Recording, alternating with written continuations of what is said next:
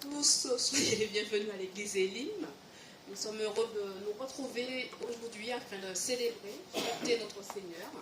Nous allons lui donner la première place en priant. Alléluia. Oh Dieu de gloire, Dieu de magnificence, merci Seigneur pour tant de bonté, de grâce envers chacun d'entre nous. Merci parce que nous venons encore t'apporter nos reconnaissances, nos louanges. Merci parce que toi seul en es digne, toi seul Seigneur est digne de régner dans nos cœurs, dans nos vies. Et nous te sommes infiniment reconnaissants, mon Dieu, mon roi, pour tous tes bienfaits envers ton Église, envers ton peuple, envers la France, envers notre famille. Merci Seigneur pour tes bontés qui se renouvellent chaque matin. Sois glorifié, béni dans le nom précieux de Jésus. Amen. Amen. Alléluia. Nous allons chanter, célébrer notre Seigneur avec notre force chant nu. Soyez bénis.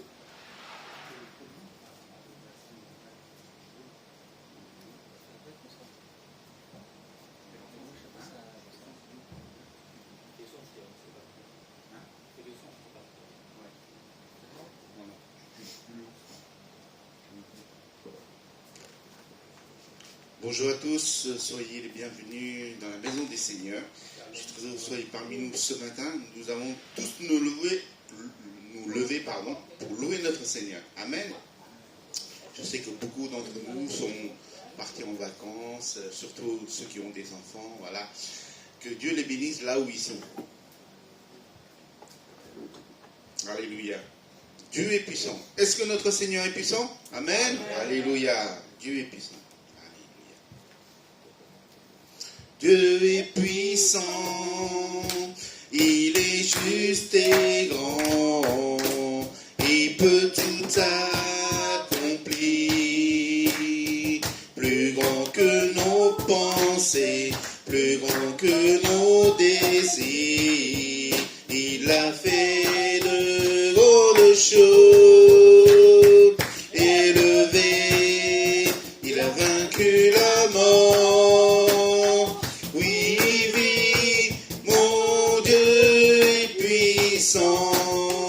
En son nom, j'ai la victoire. Le Seigneur, mon Dieu, est puissant. Dieu vit en nous, il est parmi nous, il ouvre la voie, plus grand que nos attentes. Plus grand que nos espoirs, il a fait de grandes choses, élevé, il a vaincu la mort. Oui, il vit, mon Dieu est puissant, en son nom, j'ai la victoire, le Seigneur, mon Dieu, puissant, élevé, élevé, il a vaincu la mort. Oui, il vit, mon Dieu est puissant, en son nom, j'ai la victoire. Le Seigneur, mon Dieu est puissant. Dieu est ici, Dieu est ici. Sa grâce nous conduit, il ne s'éloigne jamais, il ne s'éloigne jamais.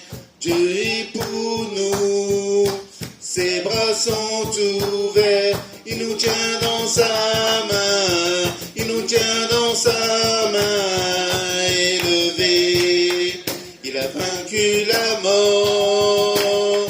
Oui, il vit, mon Dieu est puissant, en son nom, j'ai la victoire. Le Seigneur, mon Dieu est puissant. Le Seigneur, mon Dieu est puissant. Alléluia, merci Seigneur. Tu es puissant Seigneur. Merci encore pour ta parole.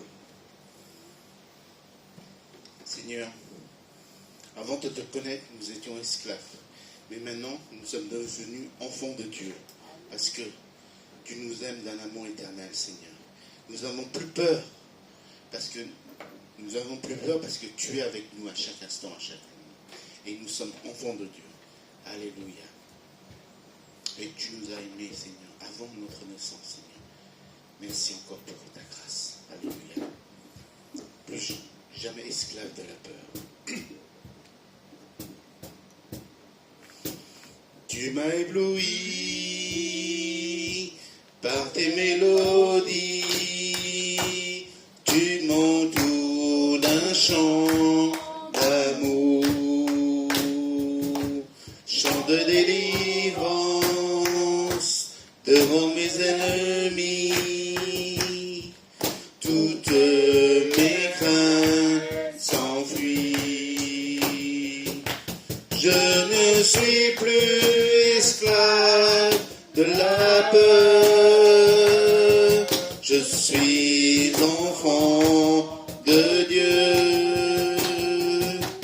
Je ne suis plus esclave de la peur.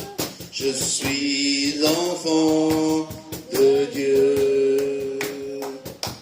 Avant ma naissance, tu m'avais choisi et appelé mon nom. Tu m'as adopté, je suis de ta famille. Ton sang coule dans mes veines. Je ne suis plus esclave de la peur. Je suis enfant de Dieu. Je ne suis plus esclave de la peur. Je suis enfant de Dieu. Tu fonds la mer. Tu fonds la mer et je peux la traverser. Mes peurs se noient dans ton amour. Tu m'as sauvé, alors je peux chanter. Je suis enfant de Dieu. Tu fonds la mer. Tu fonds la mer et je peux la traverser. Mes peurs se noient dans ton amour. Tu m'as sauvé, alors je peux chanter. Je suis enfant de Dieu. Je suis enfant de Dieu. Je ne suis plus esclave de la peur. Je suis enfant de Dieu. Je ne suis plus esclave de la peur. Je suis enfant de Dieu. Je ne suis plus esclave. Je suis ton enfant, Seigneur. Tu m'as libéré de l'esclavage, du péché, Seigneur. Merci encore, Seigneur, pour tout ce que tu nous donnes, Seigneur. Seigneur, aide-nous, Seigneur, aussi à élever ta voix encore ce matin, Seigneur. Sentez-vous libres, mes frères et sœurs, Seigneur, et vraiment que le Seigneur vous touche par rapport à son esprit, Seigneur, et que vraiment, que puisse vous lever vos voix à lui, pour le remercier, pour lui dire toute la reconnaissance que vous avez pour notre Seigneur Jésus. Amen. Alléluia. Alléluia. Merci, Seigneur. Seigneur, nous élevons notre voix à toi, Seigneur. Que tu puisses nous sonder, Seigneur. Tu puisses nous bénir, Seigneur. Nous qui sommes ici dans ta maison, ceux qui sont en ligne, Seigneur, et ceux qui sont en vacances, Seigneur, que tu puisses les bénir, les protéger là où ils sont, Seigneur.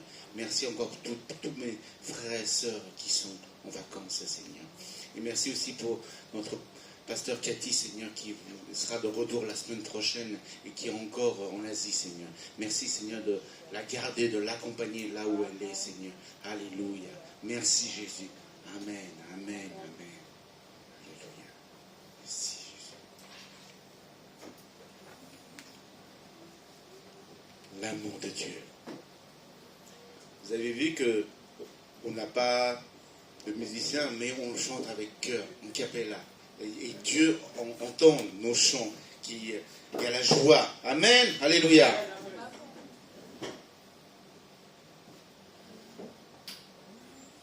L'amour de Dieu de loin surpasse ce qu'on peut dire d'un cœur humain.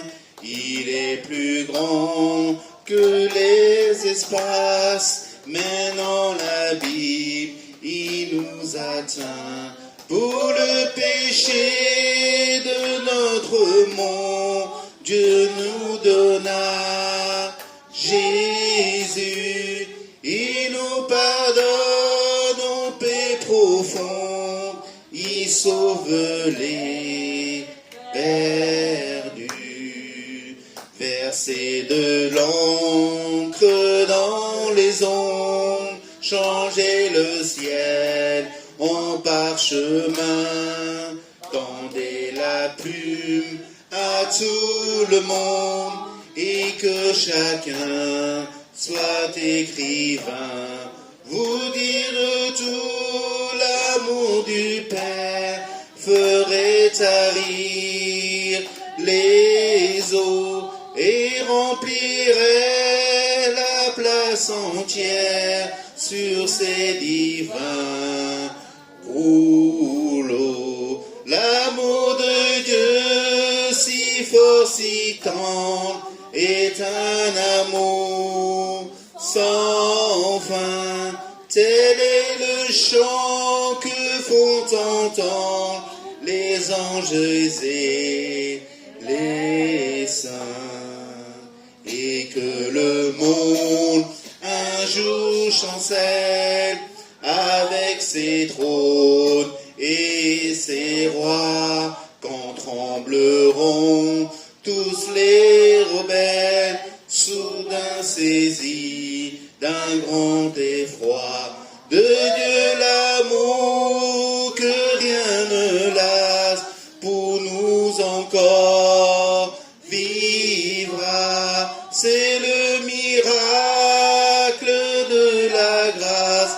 Amen, alléluia. L'amour de Dieu si fort, si tendre, est un amour sans fin. Tel est le chant que font entendre les anges et les saints.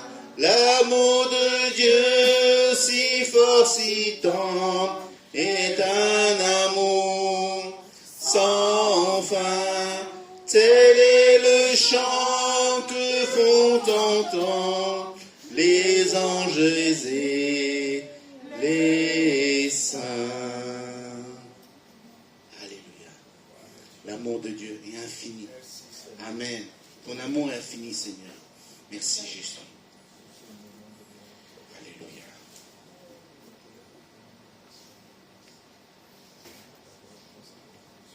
Un si grand miracle.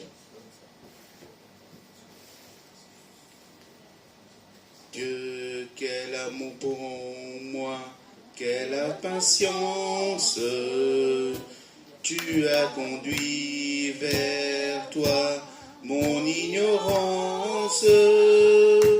Comment pouvais-je alors saisir ce que ton cœur voulait m'offrir? Un si grand miracle, un don si précieux, ta mort à la Pâque nous ouvre les yeux. Ton salut remplace ma condamnation, mon péché s'efface par ta rédemption.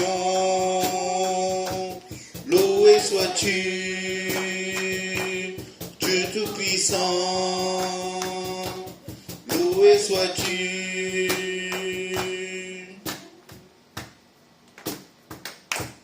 Ce don si merveilleux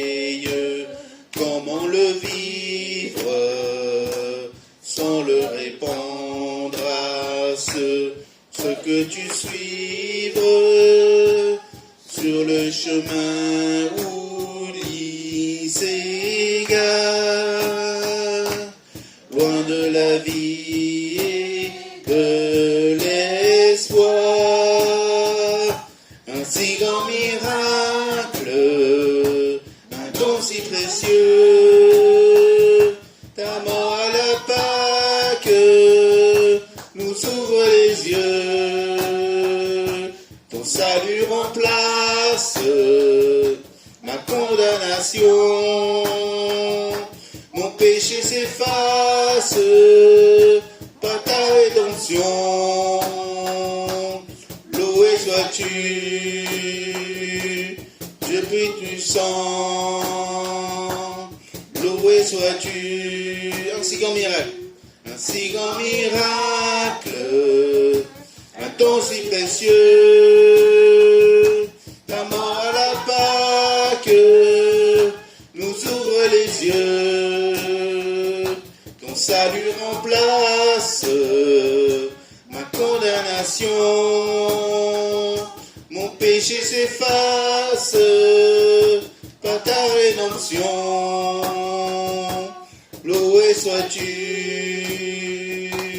Dieu Tout-Puissant. Loué sois-tu, loué sois-tu. Merci Seigneur. Nous voulons encore te louer Seigneur, parce que tu le mérites Seigneur. Tous nos louanges, toutes nos adorations, et que vraiment nos cœurs soient dédiés à toi encore ce matin. Merci Jésus. Nous allons louer notre Seigneur par l'adoration des chants. C'est bon moment de louer notre Seigneur par l'adoration des offrandes. Jésus nous a montré le chemin, nous a montré l'exemple de donner. Lui, il a donné sa vie. Mais nous pouvons donner notre temps, notre argent pour que ce miracle, cet évangile soit partagé et que tout le monde puisse le découvrir. Nous allons interpréter le premier chant.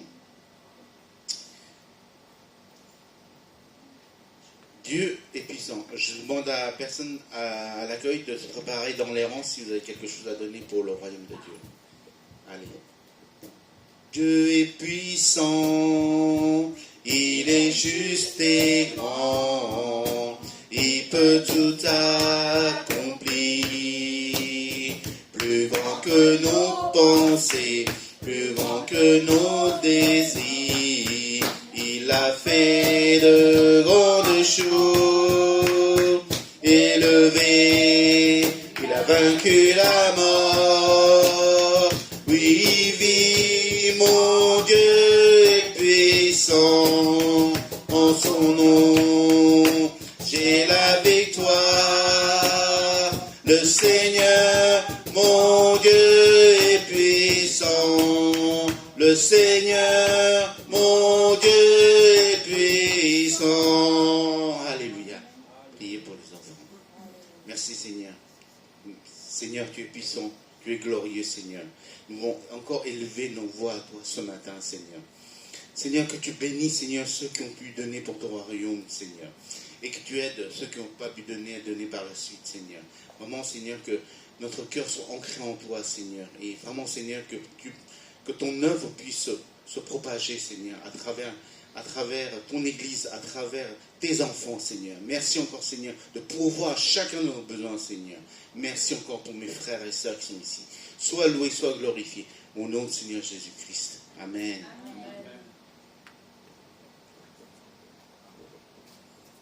Comme aujourd'hui, c'est le premier dimanche du mois de juillet, nous allons partager la scène, le repas du Seigneur, nous mémorer de son sacrifice sur la croix. Et je demande au pasteur Sylvain de venir pour nous partager la Sainte Seine.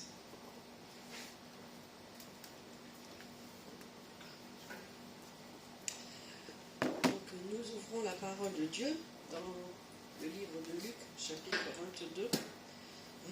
L'heure étant venue, il se mit à table et les apôtres avec lui. Il leur dit : j'ai désiré vivement de manger cette Pâque avec vous, avant de souffrir. Car je vous le dis, je ne la mangerai plus jusqu'à ce qu'elle soit accomplie dans le royaume de Dieu. Ayant pris une coupe et rendu grâce, il dit, prenez cette coupe et distribuez-la entre vous. Car, je vous le dis, je ne boirai plus désormais du fruit de la vigne jusqu'à ce que le royaume de Dieu soit venu. Ensuite, il prit du pain et après avoir rendu grâce, il le rompit, le leur donna en disant, ceci est mon corps qui est donné pour vous. Faites ceci en mémoire de moi. Il prit de même la coupe après le souper et la leur donna en disant, cette coupe est la nouvelle alliance en mon sang qui est répandue pour vous. Amen. Amen. Nous nous réjouissons de pouvoir nous approcher de la table du Seigneur et que tous ceux qui ont reçu le Seigneur Jésus dans leur cœur et qui marchent en nouveauté de vie puissent aussi prendre le saint repas. Amen.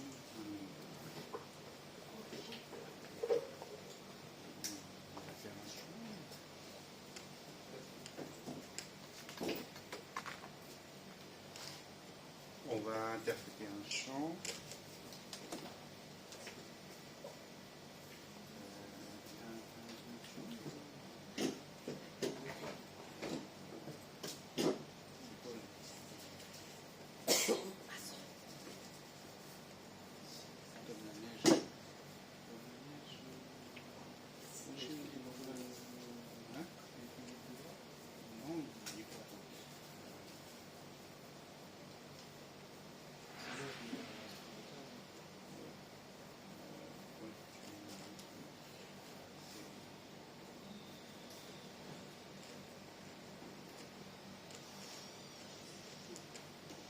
Merci Seigneur.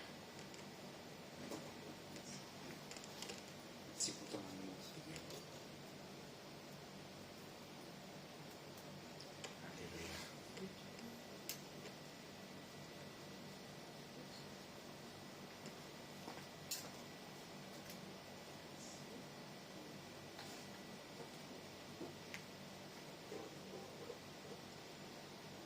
Seigneur, nous te présentons ces éléments, le pain et le vin. Nous savons, Seigneur, que tu as souffert et que c'est au travers de ces éléments que tu désires que nous fassions mémoire de ton sacrifice, mémoire de ce sacrifice à la croix. Et nous te bénissons et nous prenons ces éléments avec respect. Et Seigneur, en nous rappelant, Seigneur, toute cette souffrance et toute cette douleur. Et nous savons qu'à travers ce sacrifice, tu nous accordes, Seigneur Jésus, une libre entrée dans le sanctuaire. Alors merci, Seigneur, pour qui tu es. Merci parce que tu es le Dieu saint et puissant. Merci pour le plan de salut pour l'humanité. Merci, Seigneur Jésus, parce que tu es ce Dieu rédempteur. Et à cause de cela, Seigneur Jésus, nous te rendons grâce et gloire. Reçois tout notre amour, toute notre adoration et reçois l'amour de ton peuple encore ce matin. Amen. Amen. Nous allons prendre le pain, tous ensemble. Merci Seigneur. Et la coupe. Amen. Alléluia. Nous pouvons élever nos voix à notre Seigneur pour le remercier pour tout le sacrifice qu'il a fait. Que soit son corps a été brisé pour nos iniquités et son sang précieux a été versé afin que nos péchés soient pardonnés. Nous sommes lavés. Alléluia. Merci Seigneur pour ta grâce. Nous allons interpréter un chant. C'est ton sang qui purifie. C'est ton sang qui donne la vie. C'est ton sang qui a coulé. Oui, ton sang précieux m'a racheté. Je suis plus blanc que la neige, que la neige. Ô Jésus, toi l'agneau immolé. On reprend. C'est ton sang qui purifie. C'est ton sang qui donne la vie.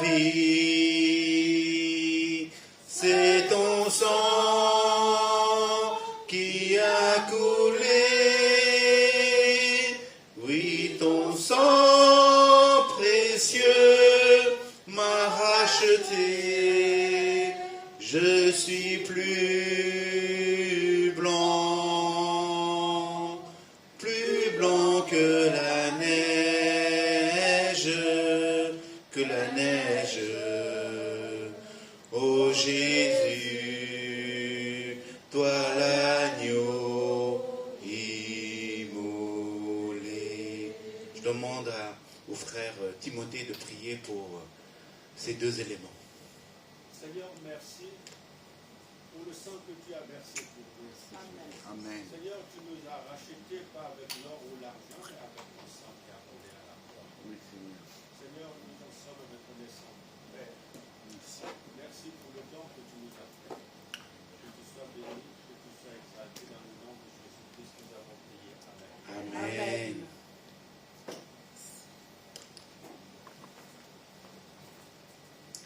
Merci Seigneur pour tant de grâce, tant de bénédictions envers chacun d'entre nous, envers l'Église.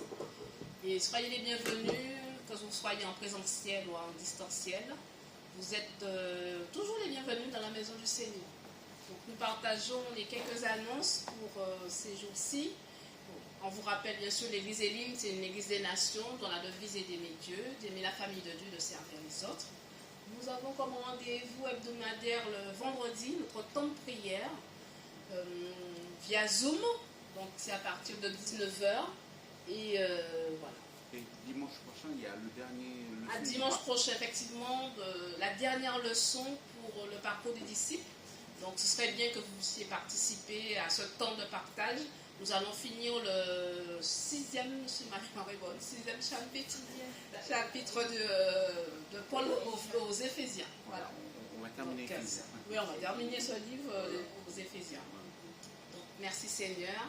Et nous voulons partager la parole du Seigneur avec notre pasteur Sylvain Lénel. Voilà.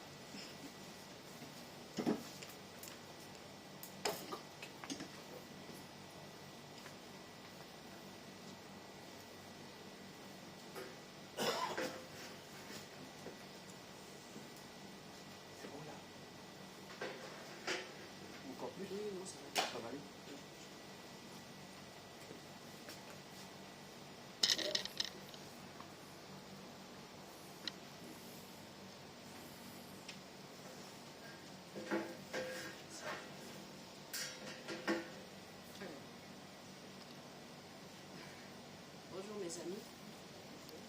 Il y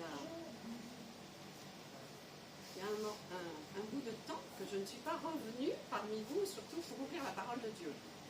Vous avez eu Thierry, mon mari, voilà, et aujourd'hui c'est moi. Donc Cathy a oublié de vous passer l'info, mais c'est pas grave, la joie est là, la présence de Dieu est là, voilà, et donc il est bien au courant, il est bien informé. Et que nous ouvrons la parole de Dieu ce matin dans les livres des Actes. Actes des Apôtres, au chapitre 9 et au verset 36.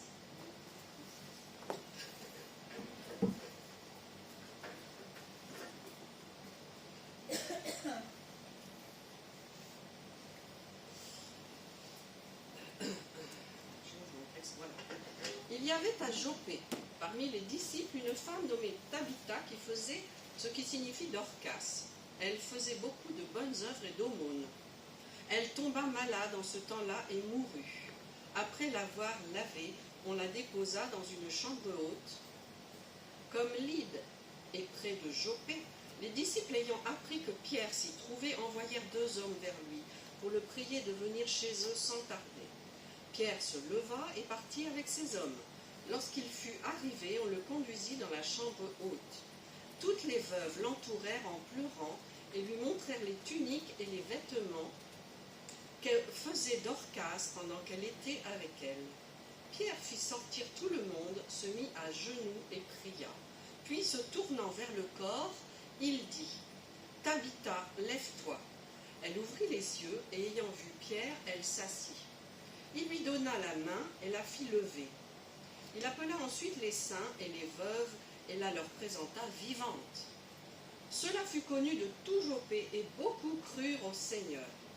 Pierre demeura quelque temps à Joppé chez un corroyeur nommé Simon. Nous disons Amen à la parole de Dieu. Amen.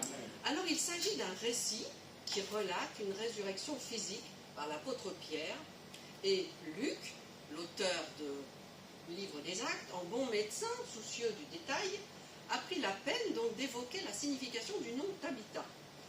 Alors Tabitha, en hébreu ancien, c'est-à-dire en araméen, cela signifie gazelle. Et le nom aussi Dorcas en grec. Donc on peut dire Tabitha ou Dorcas. Et les deux mots signifient gazelle. Alors la gazelle, ça vous évoque peut-être quelque chose. Par exemple, la gazelle du Néguev. Oui, je vois quelqu'un qui fait un signe, effectivement. Elle est gracieuse, elle survit en milieu hostile. Elle est rapide d'action, elle est endurante et elle est agile. Alors de nos jours, elle aurait certainement été capable de faire le rallye, appelé le rallye voiture, appelé rallye des gazelles, qu'on trouve voilà, dans le désert. Blague à part. Dieu avait une mission dans la ville de Joppé, c'est-à-dire dans la ville de Jaffa, le même nom. Et donc Dorcas est un modèle de service individuel. Elle s'investissait dans le service du royaume des cieux à hauteur de ce qu'elle savait faire. On ne lui en demandait pas trop, juste ce qu'elle savait faire. Et ça, elle l'apportait au Seigneur. Et Dieu était en accord avec la foi de Dorcas. Parce que Dorcas était généreuse. Elle avait la main ouverte pour les femmes, pour distribuer les aumônes. Mais alors, quelle était la vocation de Dorcas? Eh bien, Dorcas est une tisserande de laine, et elle fabriquait inlassablement des étoffes unies et de couleurs. Donc, elle était couturière, en assemblant les étoffes de façon simple et plutôt jolie. Elle était donc aussi styliste, en habillant ses amies, les veuves, qui étaient des femmes isolées, pauvres et démunies. C'était un travail humble pour soutenir donc des femmes isolées un peu laissées pour compte. En cela, elle mettait en pratique la parole de Dieu, puisqu'elle connaissait aussi le texte du prophète Ésaïe 1, 17. Apprenez à faire le bien, recherchez la justice, protégez l'opprimé, faites droit à l'orphelin, défendez la veuve. Alors on ne connaît à Dorcas ni mari, ni enfant. Elle était donc probablement célibataire. Et ces veuves qui sont passées par le deuil, Dorcas, la solitaire, avait un véritable cœur pour elle. Alors réfléchissons un peu. Qu'en est-il des vêtements dans la Bible quand on passe par le deuil? Eh bien, quand la mort passe par là, la relation existante entre un mari et une femme est mise en pièces. La relation conjugale est déchirée. Et c'est pour ça que l'on déchire ces vêtements en signe de deuil. Quand le deuil est là, c'est un déchirement de la relation. Et c'est aussi un déchirement du cœur. Quand on a perdu son vis-à-vis, son conjoint, on n'a plus personne à qui parler. Alors, on parle à son chat. Et c'est parce que Dorcas a compris cela qu'elle s'intéresse aux veuves. Elle les écoute, elle leur parle, elle les prend sous son aile, elle pourvoit leurs besoins. Tiens, ma sœur, prends un vêtement chaud. Et c'est aussi un rôle de réparation qu'elle se donne à travers ça. Une femme qui a perdu son mari ou qui est divorcée a besoin de soins. Elle a besoin de réconfort et de relations fraternelles nouvelles. Et la fraternité que déploie Dorcas vient combler le vide de leur cœur. Parce que Dorcas est une oreille à l'écoute de toutes les misères de ces femmes. Alors c'est parce que Dorcas est une tisserande de relations sociales, on pourrait l'appeler aujourd'hui une experte en relations d'aide. Alors si nous n'avons pas compris cela, c'est que nous sommes des tisserands piteux. Parce que le deuil de ces femmes nous renvoie à ce qui est en deuil dans nos cœurs. Quelque chose de mort, de disparu, de déchiré. Dieu peut ressusciter le zèle, ma communion avec Dieu, ma générosité, mon couple, ma santé, mon travail, car Dieu est le plus merveilleux des réparateurs. Alors quel est le rôle des tuniques et des manteaux faits par Dorcas? Eh bien, tout d'abord, un manteau, une tunique, ça tient chaud. Et c'est aussi, ça couvre la nudité, ça couvre la honte et ça couvre la difformité. Vous êtes d'accord avec moi? Alors le fil de mon discours ce matin va naviguer entre la trame et la chaîne du tissu. Et nous allons examiner ensemble les différentes tuniques que l'on trouve dans la Bible et leur signification. Alors la première tunique de la Bible est celle-ci. Premièrement, Adam et Ève. Adam et Ève ont consommé le fruit défendu, l'arbre de la connaissance du bien et mal. Genèse 3, 7. Alors leurs yeux s'ouvrirent et ils connurent qu'ils étaient nus. Et ayant cousu des feuilles de figuier, ils s'en firent des pagnes. Alors Adam et Ève sont les premiers couturiers de la Bible. Et ils font de la couture, comme Dorcas. Ils ont compris la nécessité impérieuse de s'habiller pour couvrir leur nature pécheresse. Avant la chute, ils étaient nus et ils n'en avaient pas honte, car ils vivaient dans la gloire céleste.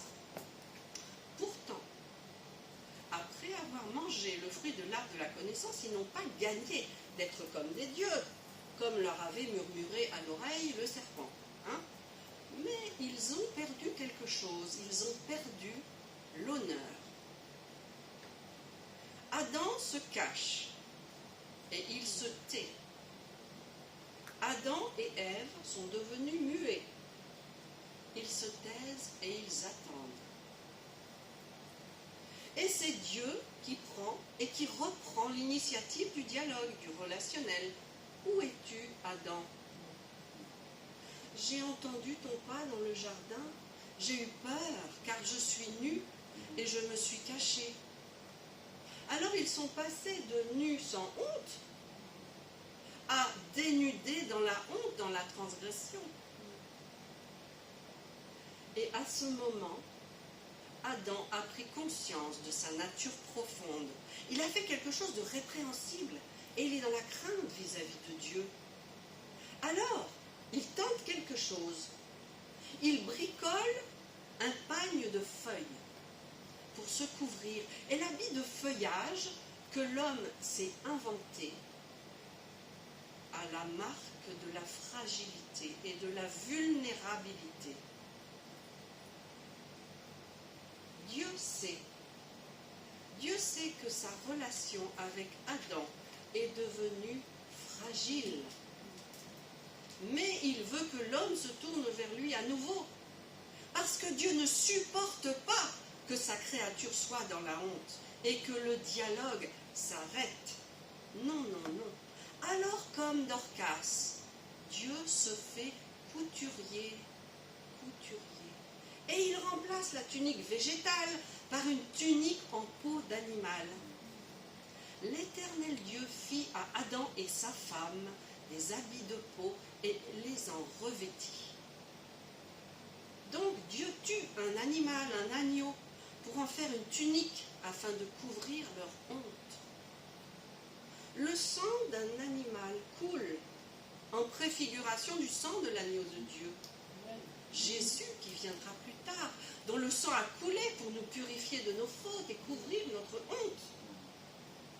Voilà le geste de miséricorde du Père. Un Dieu qui recouvre et protège sa créature. Il ne veut pas que sa création s'éteigne dans la honte. Et Dieu leur permet ainsi d'habiter le monde, de le dominer, d'en être les cultivateurs, les gardiens, les chefs d'entreprise, les constructeurs. Leur mission a changé. Adam et Ève sont sortis du jardin. Mais le monde est à eux avec la mission de le construire. Et l'habit de peau donné par Dieu est résistant, chaud et solide. Il durera toute sa vie si Adam en prend soin. Avec le geste de miséricorde que fait Dieu, Dieu redonne à Adam et Ève, c'est-à-dire à l'être humain, la possibilité de la pudeur. Dieu habille l'homme. Il ferme les yeux sur le péché. Dieu use de tact. Le péché n'intéresse pas Dieu. Ce qui l'intéresse, c'est nous. C'est vous. La tunique de peau est un don de Dieu pour que l'homme soit capable de relation avec ses semblables, de fraternité. Adam peut de nouveau parler avec ses frères, il est de nouveau présentable. Parce que être revêtu de peau, c'est être abrité. Et c'est ainsi que fait Dorcas en habillant les veuves. Elle leur offre un statut social, la possibilité de discuter, de reprendre le dialogue avec les autres. Alors, quelle application dans nos vies? Comment échapper à l'accusateur? Comment trouver la faveur de Dieu? Parce que le péché amène la honte. Et le sentiment de honte est une souffrance intime. C'est un sentiment de dévalorisation, de perte d'estime de soi. C'est un sentiment d'indignité ou d'échec.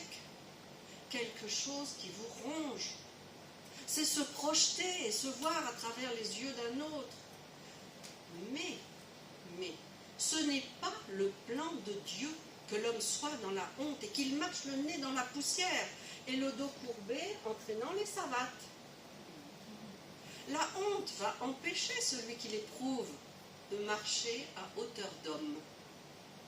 Impossible pour celui ou celle qui est dans la honte de lever la tête vers son prochain parce qu'il marche courbé. Mais Dieu lui dit, relève la tête. Alors, nous aussi, fermons les yeux sur la nudité de notre prochain. Il est des choses que nous n'avons pas à connaître. C'est cela les entrailles de miséricorde. L'homme sait qu'il est nu. Il veut éviter le regard du jugement, le regard de l'autre. Pourtant, Dieu nous demande de relever la tête bien haut, vers le ciel. Dieu nous donne l'antidote en Psaume 34, verset 6. Ouvrons la parole. Quand on tourne vers lui les regards, on est rayonnant de joie et le visage ne se couvre pas de honte. Amen. Nous nous cousons parfois des habits de feuillage, des protections faibles et fragiles pour nous protéger, parce que nous sommes vulnérables. Nous sommes de médiocres couturiers. Et les matériaux employés à nos travaux de couture ne sont pas du tout à la hauteur des défis de la vie. Seule la protection que Dieu nous donne est efficace pour affronter notre vie. Dieu nous protège de la honte. Il nous aide. Et les feuilles de figuier modernes, qu'est-ce que c'est? Eh bien, peut-être nos billets de banque, nos contrats d'assurance, mon contrat de bail, ou les feuilles signées chez le notaire, ou bien la ceinture de feuilles dont nous nous entourons, c'est peut-être des courriels, des emails, des certificats, des reçus des impôts, le certificat de mariage, toutes sortes de feuilles. Je ne dis pas que ces feuilles ne valent rien. Non. Je dis que seulement, il est bien possible que les frottements de la vie risquent de le réduire en poussière. Mais je dis que le manteau que Dieu met sur nos épaules est plus chaud, plus solide, plus efficace que la ceinture de feuilles que nous pourrions vouloir, comme Adam, nous mettre autour de la taille. Le manteau de Dieu nous offre un avenir possible dans un monde à construire. Alors, je vous pose la question. Voulez-vous le manteau de Dieu? Acceptes-tu le manteau de Dieu? Amen. Amen. Amen. Alors, la deuxième tunique dont j'aimerais vous parler ce matin est la tunique du pardon. Alors, vous connaissez l'histoire. Un fils qui demande à son père de l'argent, celui de l'héritage, ce qui est rare et plutôt insolent puisque le père est en vie. Et il va dilapider l'argent de son héritage avec des prostituées. Au final, comme il s'est comporté comme un cochon, avec son père, et aussi dans sa vie de débauche, il finit dans la honte. Et il se retrouve à garder les cochons, il n'a rien à manger sauf la nourriture des cochons, les caroubes. Alors là, sans un sou en poche, il décide de revenir vers son père pour améliorer son sort, en se disant « je vais lui proposer de travailler chez mon père comme ouvrier agricole ». Et la réaction du père, c'est de couvrir sa faute, de lui ouvrir les bras, de lui pardonner, comme Dieu fait avec nous. Apporter la plus belle robe pour l'habiller. Faisons la fête. Mon fils était mort, il est revenu à la vie, il était perdu et il est retrouvé. Alors la tunique que le père pose sur les épaules du fils prodigue couvre la honte du fils. Le fils retrouve sa place, sa véritable identité, à cause de sa repentance. Repentance. Et c'est une façon de lui dire « Non, tu n'es pas un gardien de cochon. Non, tu es un fils bien-aimé. » Dieu ne tient pas compte du passé. Et Dieu le recouvre du manteau du pardon. Amen. Voilà la dimension du cœur de Dieu. L'amour couvre les fautes, dit le livre des Proverbes. Et Dieu nous couvre de son manteau de justice si nous venons à lui pour demander pardon dans la vérité. Il est fidèle et juste pour nous pardonner. Il remplace le manteau de la honte par un manteau de fête. Dieu ne s'intéresse pas au péché, il le recouvre. Dieu s'intéresse à la relation qu'il veut avoir avec toi. À cause du manteau d'apparat que tu as reçu, comporte-toi désormais comme un fils de roi. Amen. Amen. Alors la troisième tunique dont j'aimerais vous parler est la tunique de Joseph, le bien-aimé. Et cette tunique, je l'ai appelée la tunique de la faveur du Père. Alors je vous lis le texte.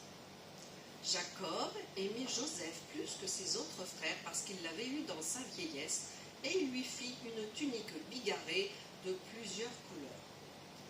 Ensuite, Joseph apportait des repas, des fromages à ses frères, etc. Il arrive tout joyeux, mes frères.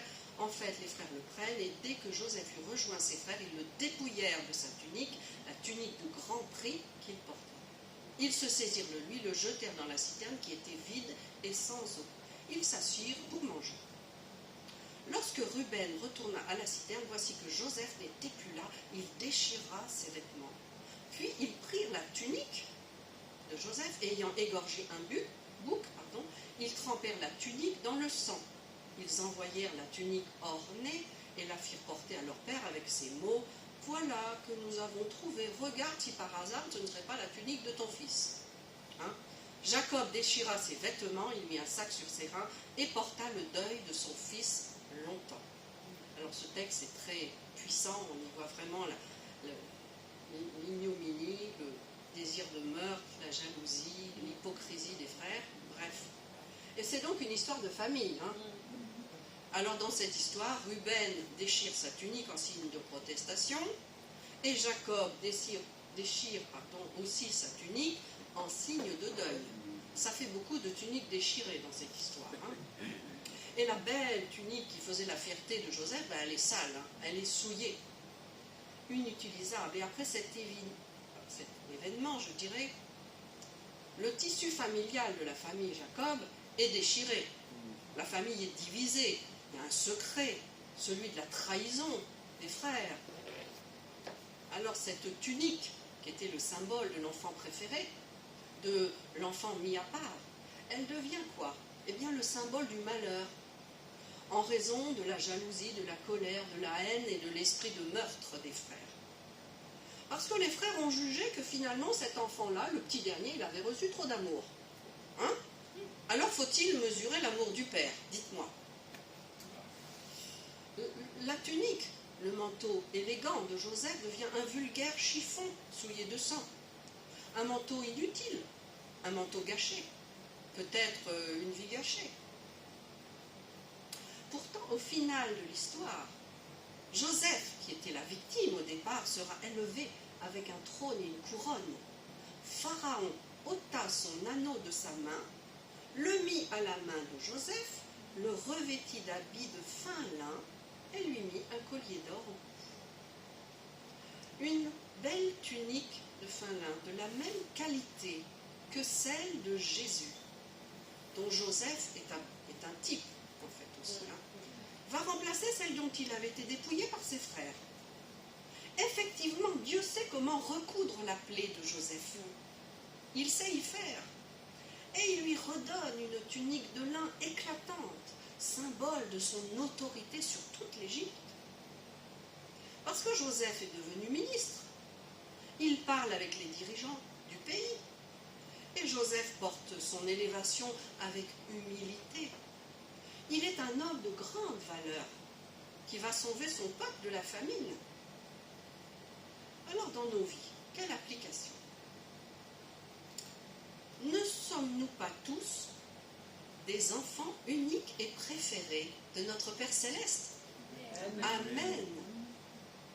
Faut-il juger de la quantité d'amour qu'a reçu mon frère ou ma sœur? Je ne crois pas. Dois-je me comparer à mon frère? L'amour de Dieu pour moi est inépuisable et je ne saurais le tarir. Pas de jalousie. Quelqu'un a-t-il volé ta tunique ou t'a-t-on jeté dans un puits par jalousie? Ne soyez pas inquiets, Dieu a son plan.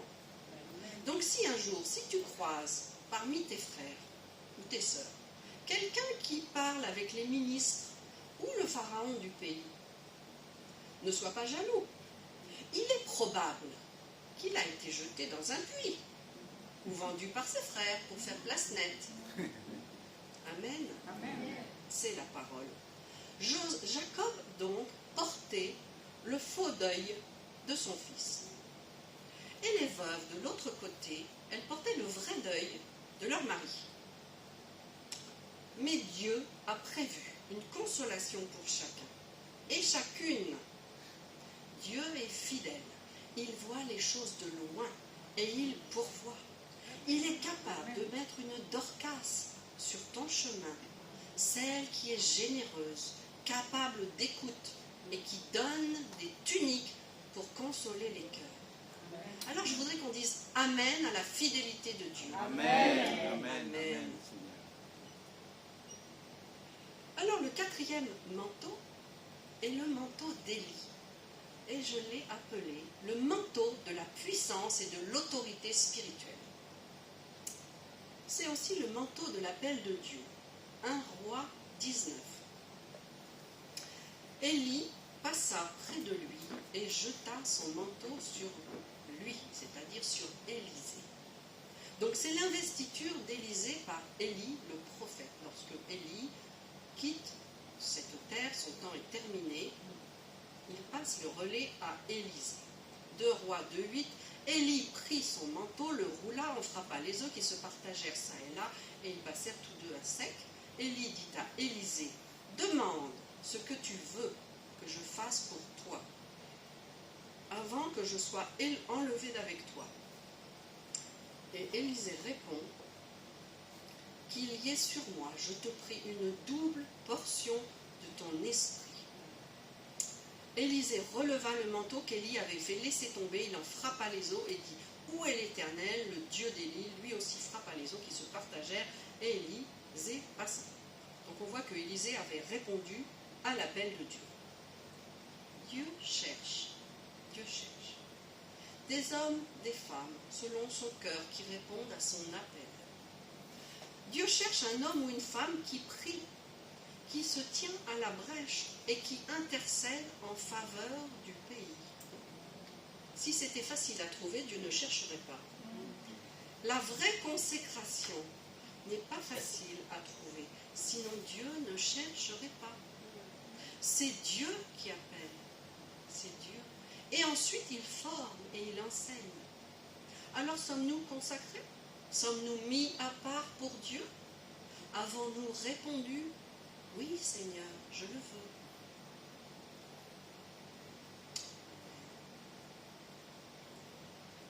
La La 5e tunique, c'est la tunique de Jésus. C'est une tunique fine, faite de lin. Et nous lisons dans Jean, chapitre 19, verset 23. Et les soldats dirent entre eux, ne la déchirons pas, mais tirons au sort à qui elle sera. Cela arriva afin que s'accomplisse cette parole de l'Écriture. Ils se sont partagés mes vêtements et ils ont tiré au sort ma tunique. Voilà ce que firent les soldats.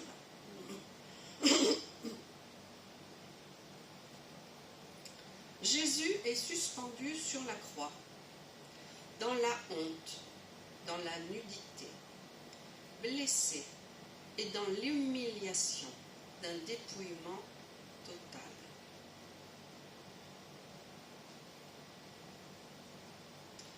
Pendant ce temps, les soldats, Jésus regarde les soldats tirer au sort son vêtement, sa tunique, avec une désinvolture coupable. C'est un jeu pour eux. Ils ont des dés dans la main et ils jouent au dé. Ils jouent au dé pour savoir qui va recevoir la tunique. Évidemment, c'est mercantile. On ne va pas la couper en 4, ça ferait des chiffons. C'est une trop belle pièce. On va la tirer au sort. C'est une très grave offense qui vient de se commettre là.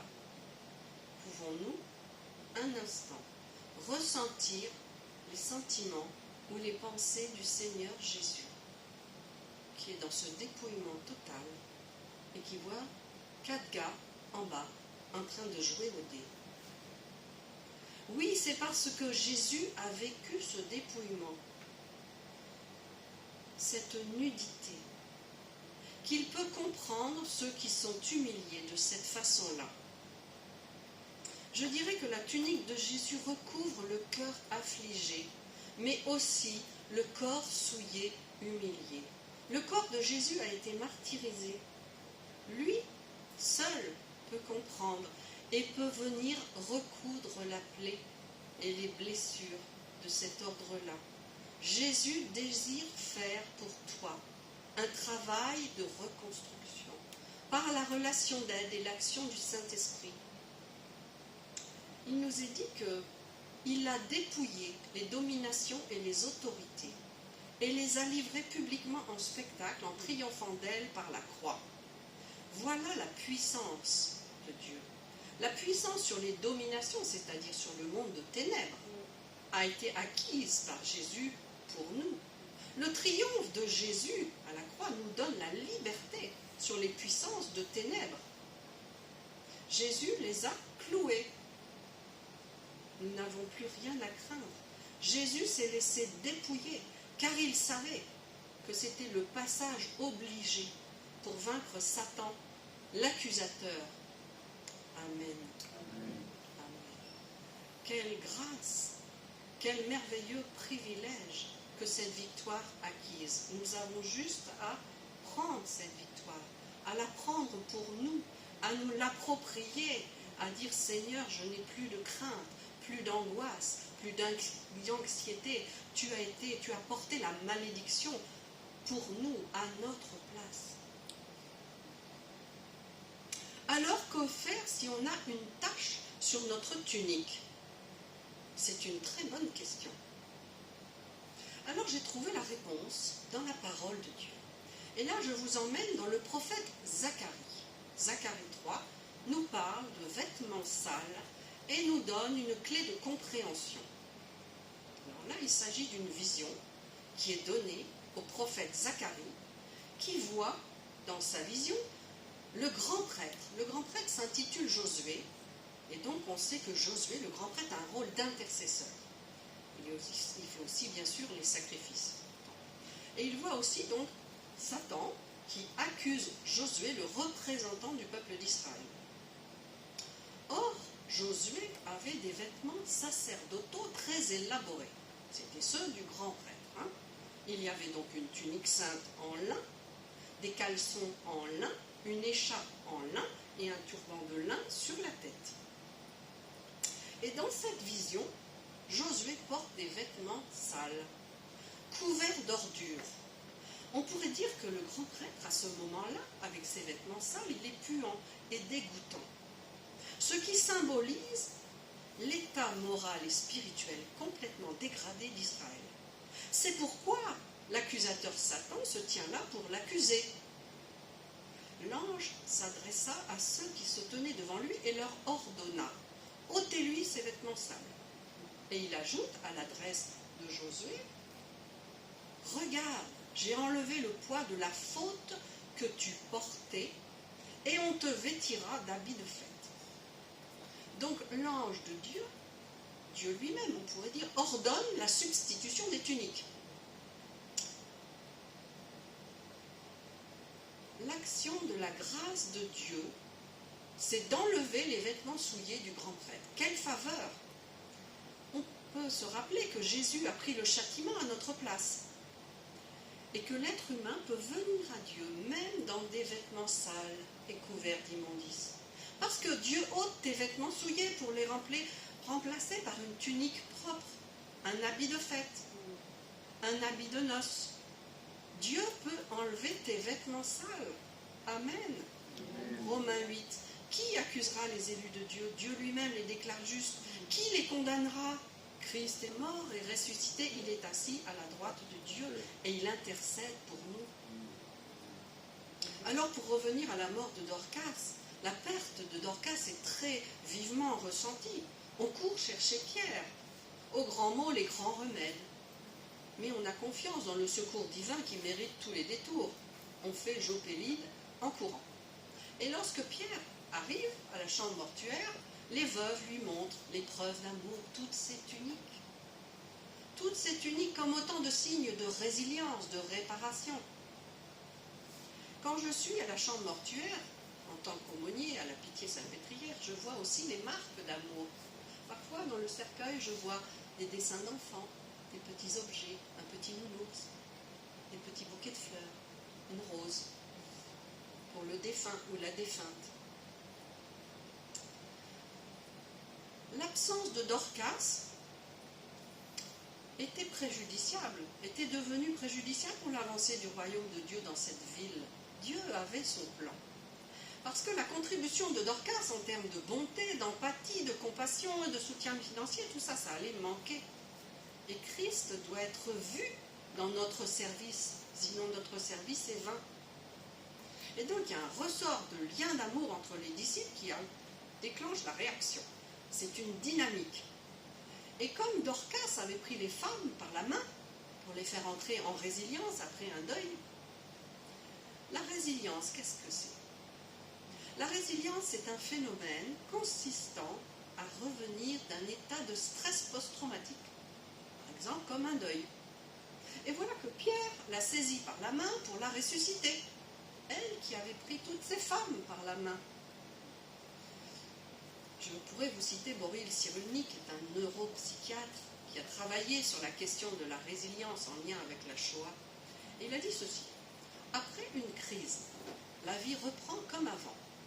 Là, quand la vie reprend, ce n'est plus comme avant. C'est un tournant majeur.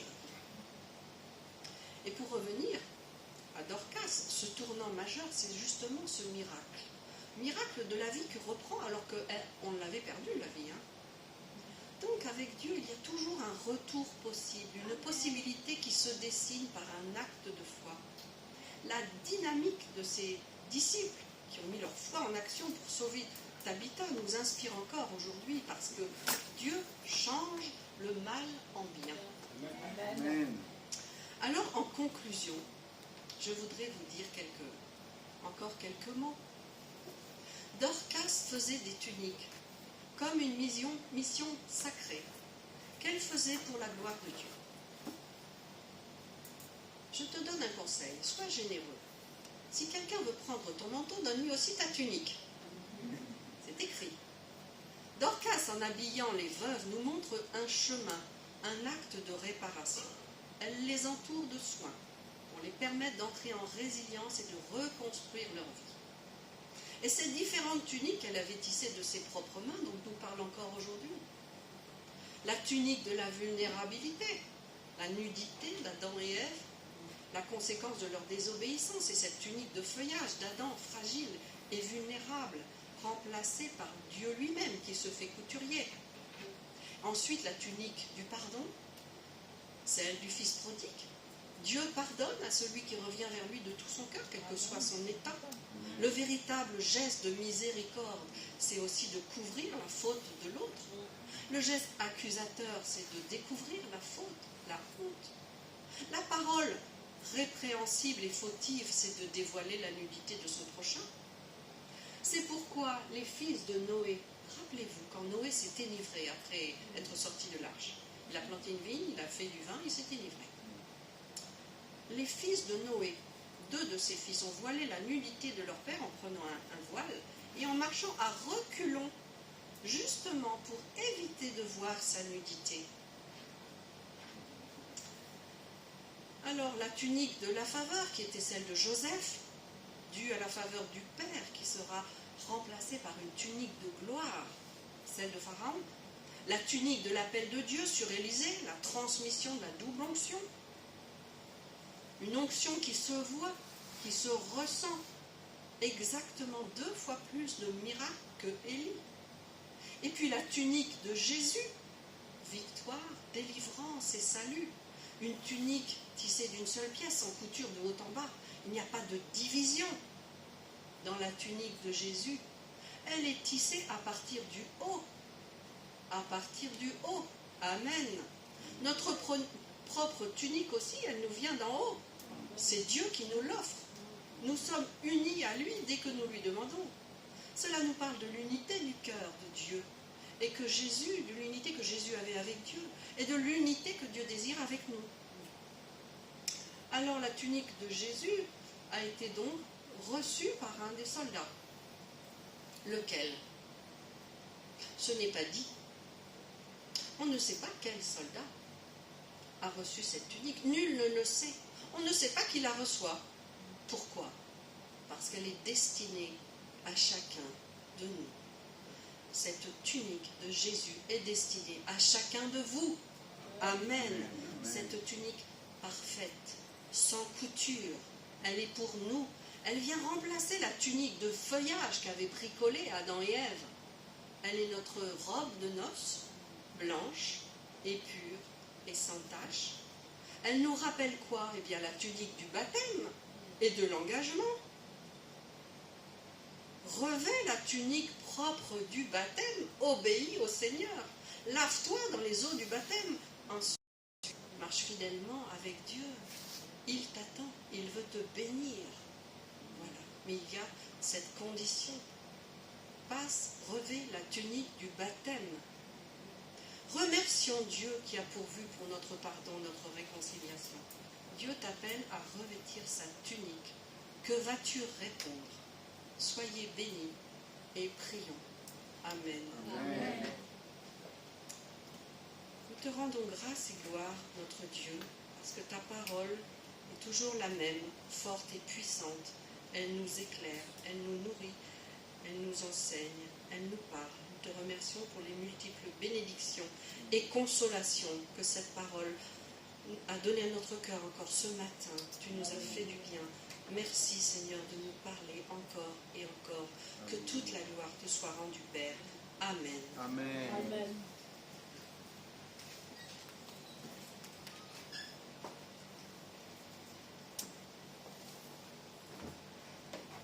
Amen. Merci Seigneur pour cet enseignement riche pour nos vies et que le Seigneur continue à bénir aussi ton ministère, ma soeur. Donc, nous allons passer quelques moments en prière. Pour ceux qui souhaitent que la sœur puisse prier pour eux, vous pouvez venir après, dans quelques minutes. Sinon, on met fin à l'enregistrement. Alors, bon dimanche, bonne semaine, à bientôt. Au revoir.